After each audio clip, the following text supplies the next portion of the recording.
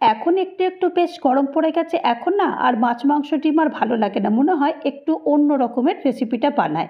তো আজকে মটর ডাল আগের দিন রাত্রিবেলায় ভিজিয়ে রেখে দিয়ে দুটো লঙ্কা আর একটু আদা দিয়ে এটাকে পেস্ট করে নিয়েছিলাম। পেস্ট করে নেওয়ার পরে তারপরে এই নুন আর হলুদ দিয়ে ভালো করে ফেটিয়ে নিয়ে এই বড়া মতো বানিয়ে নিয়েছি। একটু এই দু চারটে মতো বড়া বানিয়ে নিয়েছি, বানিয়ে নেওয়ার পরে একটু উল্টে পাল্টে দিয়েছি। উল্টে পাল্টে দিয়ে একটু যখন বেশ একটু লাল লাল মতন হয়ে গেছে তখন বড়াগুলো সব তুলে নিয়েছি। এই বড়াগুলো কিন্তু ডাল দিয়ে খেতেও বেশ ভালো লাগে। তো অনেকটাই তেল আছে, তেলটা একটু কমিয়ে নিয়েছি। কমিয়ে নেওয়ার পরে তারপরে এখানে পাঁচফোড়ন আর একটা শুকনো লঙ্কা ফোড়ন দিয়ে এখানে সজনের ডাঁটা আর আলু লম্বা করে কেটেছি দিয়ে দিয়েছি।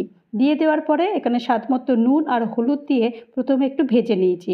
ভেজে নেওয়ার পরে তারপরে একটু টমেটো দিয়েছি। টমেটোটা বেশ ভালো করে একটু কষিয়ে নিয়ে তারপরে পোস্ত আর তিল আগে থেকেই বেটে রেখেছিলাম, সেই পোস্ত আর তিলটা দিয়ে ভালো করে মশলাটা কষানোর পর তারপরে একটু লঙ্কার গুঁড়ো আর একটু কাশ্মীরি লাল লঙ্কার গুঁড়ো দিয়ে দিয়েছি। দিয়ে সামান্য একটু জল দিয়ে ভালো করে মশলাটা কষিয়ে নিয়েছি।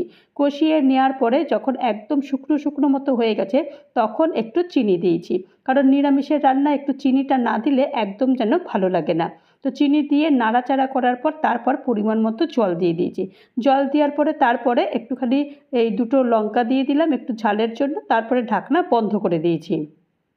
ঢাকনা খুলে বড়াগুলো দিয়ে দিয়েছি, একটা একটা করে দিয়েছি, একটু উল্টে পাল্টে করে দিয়ে তারপরে আবারও ঢাকনা বন্ধ করে দিয়েছি। ঢাকনা খুলে দিয়েছি, খুলে দেওয়ার পরে একটু জিরে ভাজার গুঁড়ো দিয়েছি, ব্যাস তৈরি হয়ে গেছে। আর গরম গরম ভাতের সঙ্গে একবার পরিবেশন করে দেখুন, যে নিরামিষ রান্না খায় না সেও বলবে বাহ দারুণ বানিয়েছো। ভালো লাগলে অবশ্যই লাইক করবেন।